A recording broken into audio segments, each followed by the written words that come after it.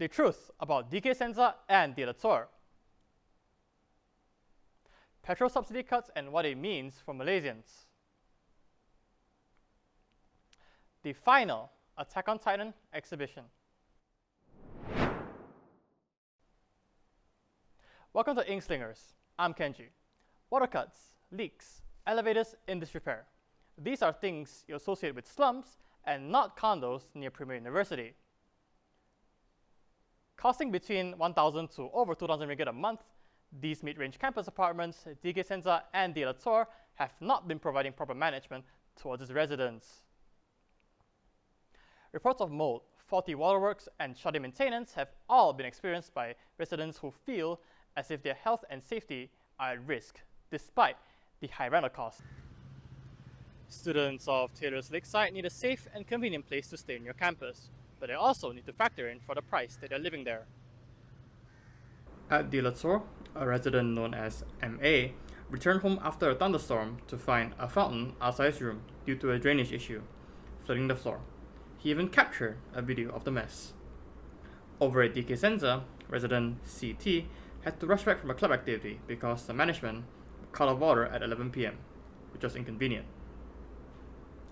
Another De La Torre resident, NL, complained about molds and leaks in her room that management has yet to fix, posing serious health risks to herself and her roommates.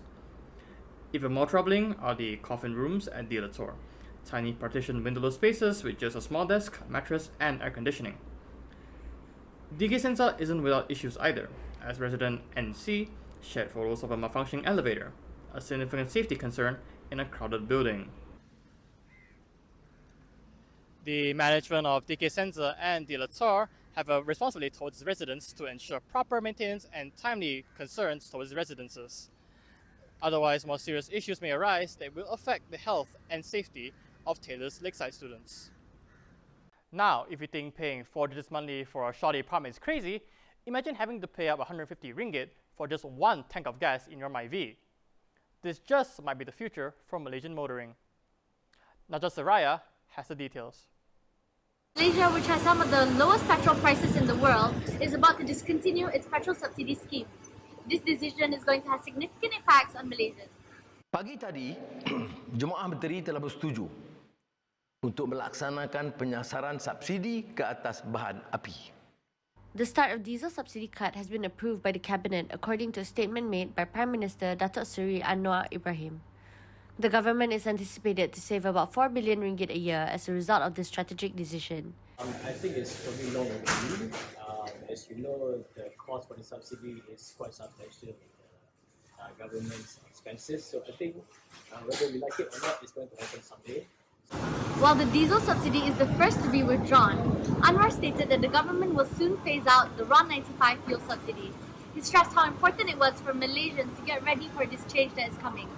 Let's hear it from the people about their thoughts on the subsidy cut. Honestly, for myself, I don't think it's a good decision by the government because we are the main producers for diesel and petrol. So we've been living with subsidies for the longest time. So by changing this, it will affect so many people. The government should go away with the subsidy because Malaysia's diesel and petrol one of the cheapest in the region. But I think the government has a plan to minimize the impact by giving cash transfers. So people who deserve subsidy will receive cash transfers. So it will be a fairer scheme for the whole population. As we can see, opinions are divided. Some believe it's a necessary step for the country's economic stability, while others are concerned about the immediate financial burden it will place on households. It's also high time to take precautionary steps to save money on petrol. A useful tip is to keep up with regular maintenance on your car. As we all know, a well-maintained engine uses less fuel. And as we see these changes taking place and impacting Malaysians' daily lives, we'll keep you posted with the latest developments as we continue to follow the situation. For now, it's clear that this is the start of a new phase in the country's economic plan. After the break, something Attack on Titan fans would not want to miss. Welcome back. The Titans have broken through one last time with the arrival of the Attack on Titan final exhibition.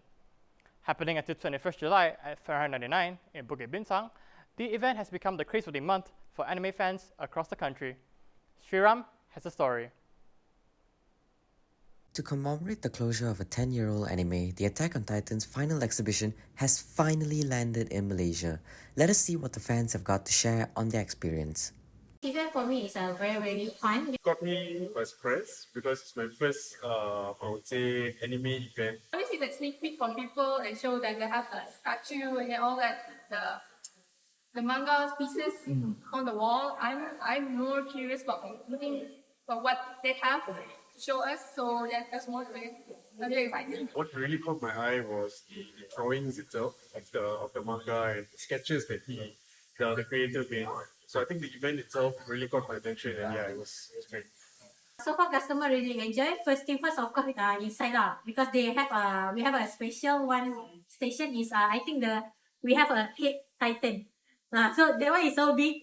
Sometimes they say, oh, very scary. That's why. One very good thing about this exhibition is that there's no spoilers. So it's like all just information about characters, but if you don't know the context behind it, they won't really be spoilers, which is what I actually really enjoyed about this. So it's 8 out of 10. Already a solid 9, I would say. My rate for the customer is 10 over 10 because since I'm working here, more to customer is be my friends. Okay, all the customer very supportive and also support us to go inside and they like enjoy inside. If you're a fan of the Attack on Titan series, then this is your once-in-a-lifetime opportunity to glimpse into Hajime Isayama's creative journey for the last time. Onto a campus story. Does a 20-cent charge prevent students and staff of Tidas University from buying plastic bags? Which, as we all know, is a hazard to the environment. We investigate the use and behaviors associated with plastic bags in the campus locale. Nafisa has a story. Sustainability and eco-friendly practices are terms not uncommon to the campus community. Around the campus, labeled garbage bins stand for passers-by to separate and dispose of their rubbish accordingly. The state of Selangor was one of the first states to impose the 20-cent plastic bag charge in 2017 to deter the public from rampant use of single-use plastics, a move by the government to strategically control plastic use. The 20-cent plastic bag charge, I think it is necessary in Malaysia. I prefer to use the recycle bag because I think it can save the planet as well, and because it's something that we can use it again and again. The Solid Waste Management and Public Cleansing Corporation reveals that Malaysians dispose of around 38,078 tons of solid waste daily, averaging to 1.17 kilograms of waste per person. Of this, 21.9% of it is plastic waste. In general, buyers' dependency on plastics is the primary reason they are willing to pay the 20-cent charge imposed by retailers on each plastic bag instead of bringing their own recyclable bags. People can stop relying on plastic bag. It's actually by bringing recycle bag everywhere they go, and it's actually very easy. Relying on campus restaurants, stalls, and convenience stores for easy access to quick meals in between classes, the campus populace is seen either carrying plastic bags, personal lunch bags, or even just holding boxes of food to carry their takeaway meals and convenience items. And to Malaysia's environment, the dependency on plastic is grossly detrimental. According to a Worldwide Fund for Nature report in 2020, Malaysia is one of the largest individual consumers of plastic packaging, often ranking in the top 10 contributors of plastic marine waste in numerous reports in the past few years. That is all from me. I am Nafisa Labi for the Inkslingers TV. Big money in content creation.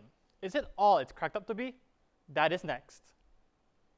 Welcome back. Content creation has piqued the interests of younger generations, making it their main and in some cases their only option. PewDiePie earns $131 million US, meanwhile Mr. Beast pulls in $500 million US. While it may all sound promising, is it really a future-proof career? Sriram has the story. Becoming an influencer has become one of the most desirable jobs amongst youths. Let us discuss this with influencers of today and what they have to share. Hi, I'm Jacqueline Girl. Nice to meet you. Hi, my name is Chin, and on Twitch, My name is ACY, I'm doing beauty and also fitness content. and I am a Twitch streamer that plays games and variety of streams. My journey began from a strong desire to educate others, drawing from my 14 years of teaching experience. And my goal is offer valuable information and advice that empowers audience to enhance their living in numerous ways. I was able to play well in a game, and I think being able to share how I play my games to others is really what inspired me to like continue Twitch streaming, continue producing YouTube contents on gameplay videos. First, we have to do some research and of course brainstorming all the time whenever you see like things that's interesting or things like that can inspiring you, then you will have to like record it down instantly so you won't forget it. And then next we will move to like planning maybe.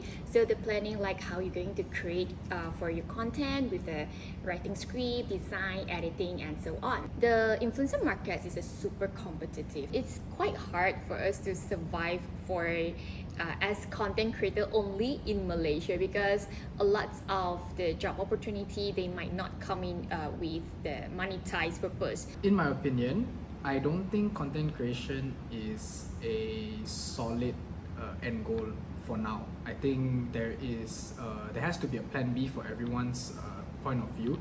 For me is I still do freelance outside of my Twitch streams. I still do different careers outside my Twitch stream to maintain a sustainable living lifestyle and still enjoy the things I do like Twitch streaming to audiences. If you want to put it as a full-time, then you must really commit. Before really committing into this type of risk and path, you might want to think of a plan B. What is your second option? Or maybe do something that is sustainable first before you try something out that is new still in the whole living lifestyle before risking everything. A lot of my students they saying the same thing like, you know, a teacher, I want to be like you as a influencer or an actress. So we will back to the main question like why you want to become an influencer. So it's like not because people only look at the things that wow she's very famous or wow she's very beautiful, she got a lot of sponsor, wow she earned a lot. They only look at the outside of the as an influencer, but the inside like how much effort we put in, or like what is the thing that keep you to like creating content while no one's look at your content. If you really are determined to be a content creator, you have to be consistent. I'm not consistent myself, mine is up and down. So if you really want to pursue this path, you have to be committed, you have to be consistent, and you have to really do enough research to get yourself into the line that you are really putting most of your time in.